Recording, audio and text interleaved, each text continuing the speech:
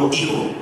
Historias muy terribles. Una degradación de la guerra que pues necesariamente pues también de este lado pues se fue dando, porque después del 2000 y en toda esa etapa del famoso Plan Patriota, Plan Colombia, Plan Patriota, la dirección nunca se pudo reunir.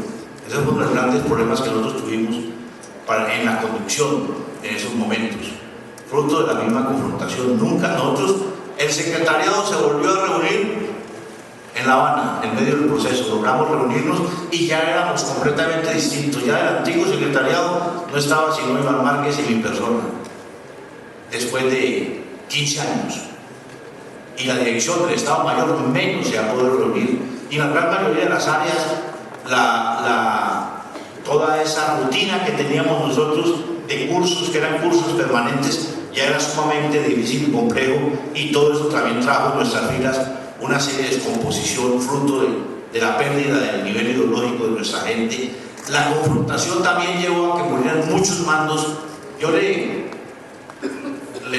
que aquí en este escenario puede encontrar historias, en La Habana yo me reuní con Romaña, muy conocido.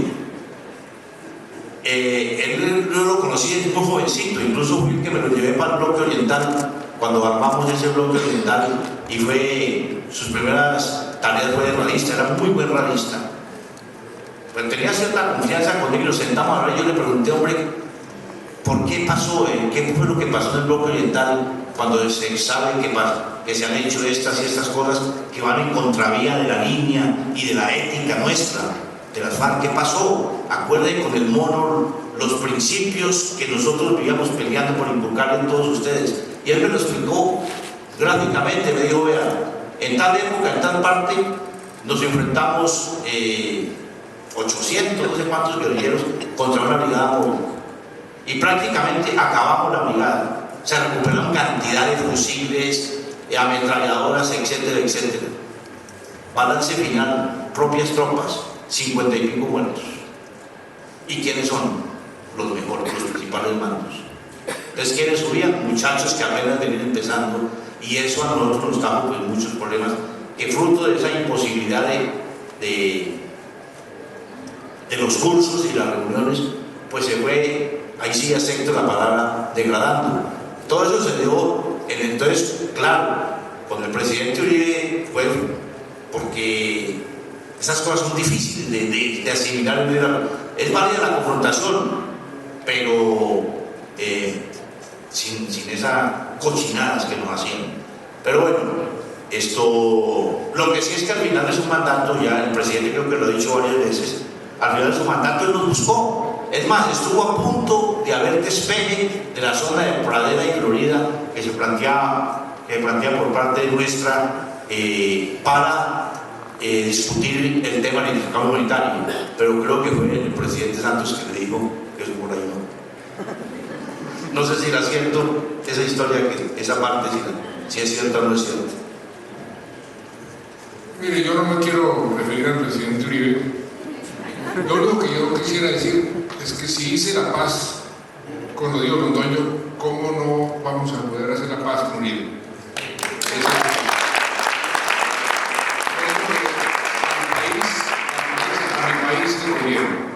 La polarización en cualquier país lo que hace es generar un ambiente muy difícil para poder gobernar. Parte de los problemas en el mundo hoy en día se ve la polarización, populismo de derecha, populismo de izquierda, y para tener un campo fértil para la transacción, que es el arte de la política, además, se requiere entendimientos, y ojalá que en mi país esos entendimientos se den, como se dieron con las FARC. Y creo que eso es lo que le conviene a Colombia, lo que le conviene a América Latina y a muchos países del mundo hoy en día. Interpretamos esto como un llamado, desde aquí. Interpretamos esto como un llamado desde Guadalajara. Yo muchas veces le mandé decir por intermedio, inclusive de mi señora que está aquí presente, con la señora Uribe, empresario, mire, deje esa posición tan radical en contra del gobierno. Bueno, el gobierno está bien, eso es la oposición, pero en contra del proceso. Si usted mismo quiso hacer la paz está tan empeñado en atacar con cualquier tipo de argumento generalmente no válido un proceso que le conviene a todo el mundo. La explicación que nos damos muchos es porque eso le convenía políticamente, pero esa conveniencia política era muy malo y sigue siendo muy malo para el país.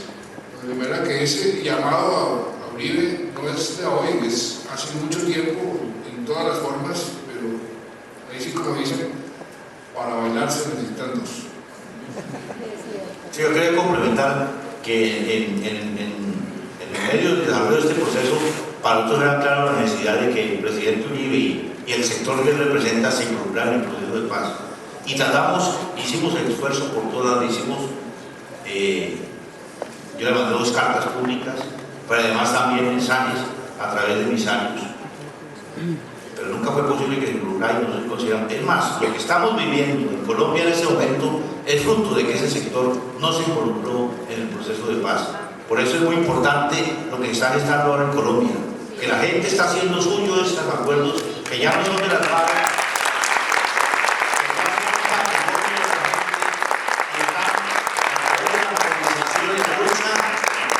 haciendo de que el gobierno cumpla en su integridad los acuerdos que ya son del pueblo colombiano.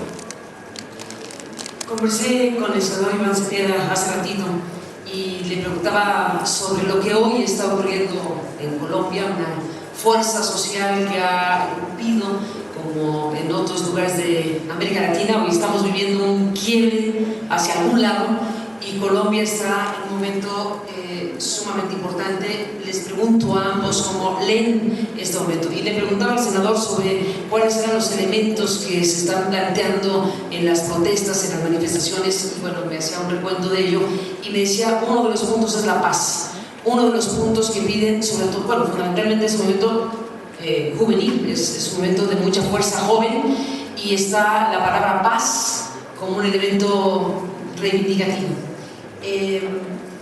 ¿Cómo entienden esta Colombia de fin 2019, doctor?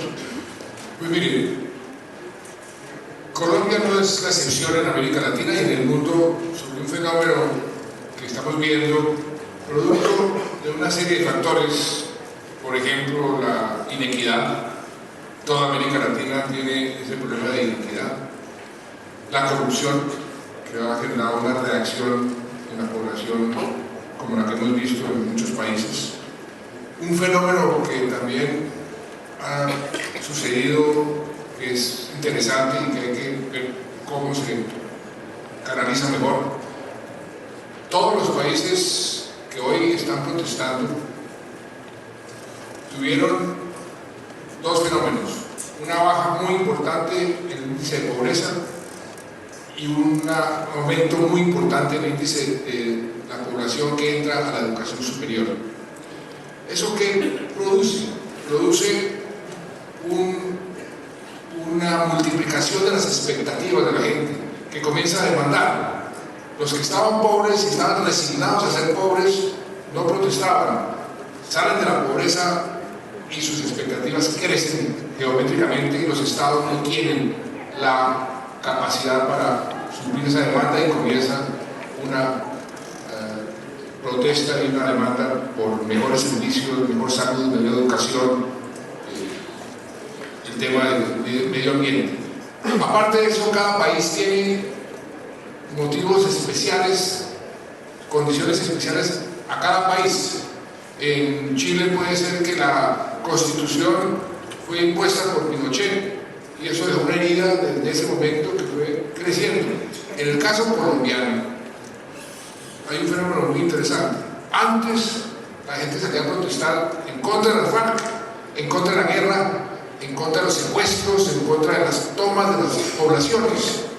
Y ahora por primera vez se está saliendo a protestar, como en cualquier democracia, por mejor educación, por mejor salud, por mejores políticas de medio ambiente.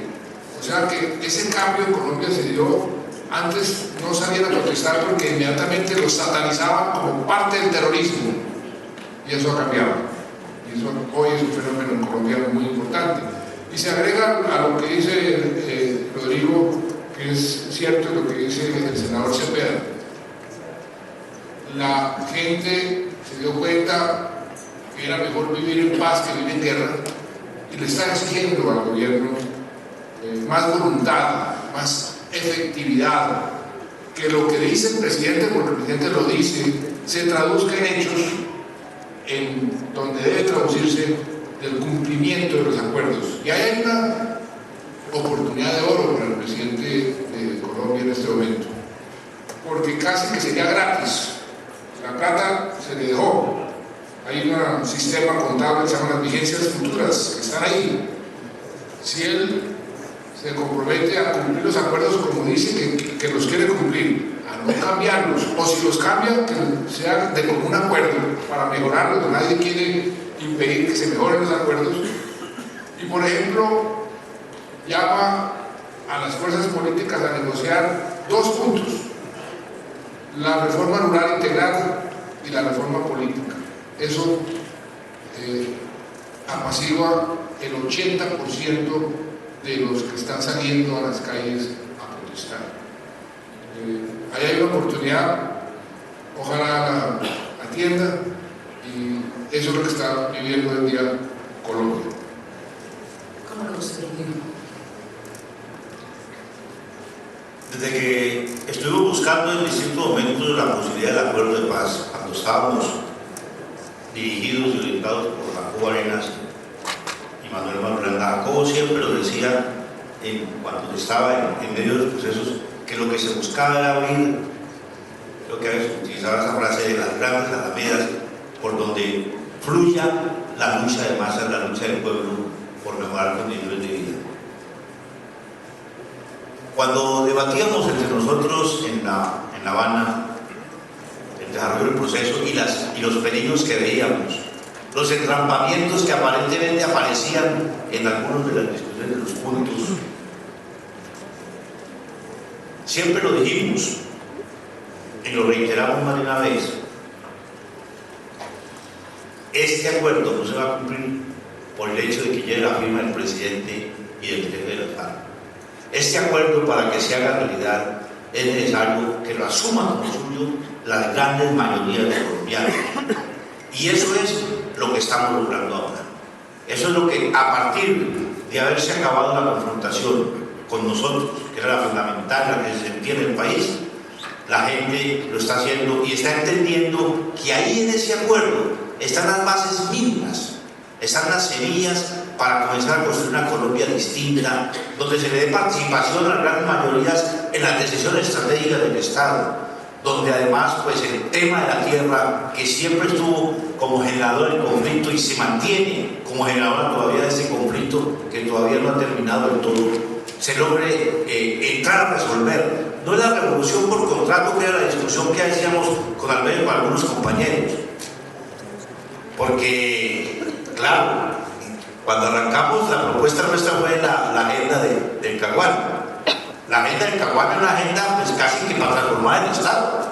Y claro, ahora uno entiende ya con el tiempo, porque lo escribió en su libro el expresidente Pastrana, es lo que estaba ganando tiempo para después hacer lo que nos hizo.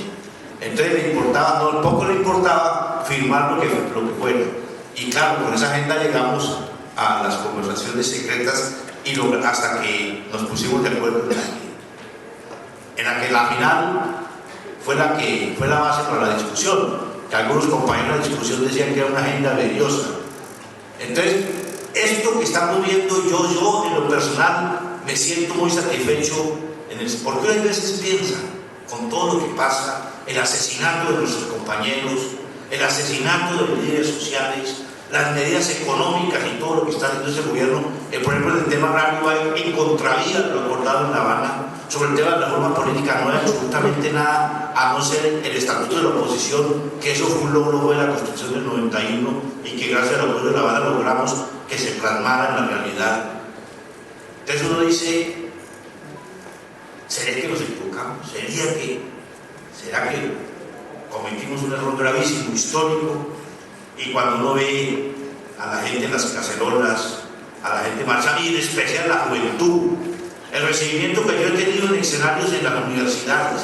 Hace poco estuve en la Universidad del Cauca y salí sumamente conmovido e impresionado de la cantidad de mujeres y hombres jóvenes dispuestos a jugársele haciendo suyo eso que logramos acordar en La Habana. No fue la revolución, pero es el inicio de las posibilidades de comenzar una transformación de la sociedad colombiana.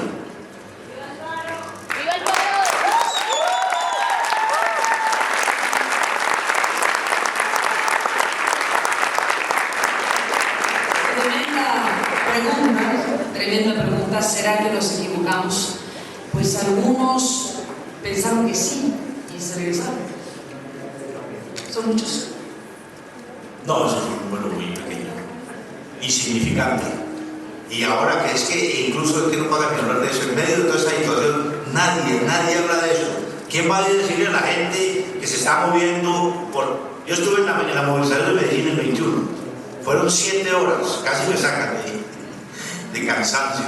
Fueron 7 horas y 7 horas y marché al lado de los estudiantes. Estuve con Navarra, que nos habían dicho que marcharon juntas, y la alegría. Yo decía, ¿hasta qué hora se acaba la alegría de estos muchachos?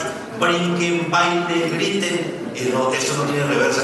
¿Cómo les vamos a decir, oiga muchachos, vamos para la segunda Marquetalia? Lo linchan.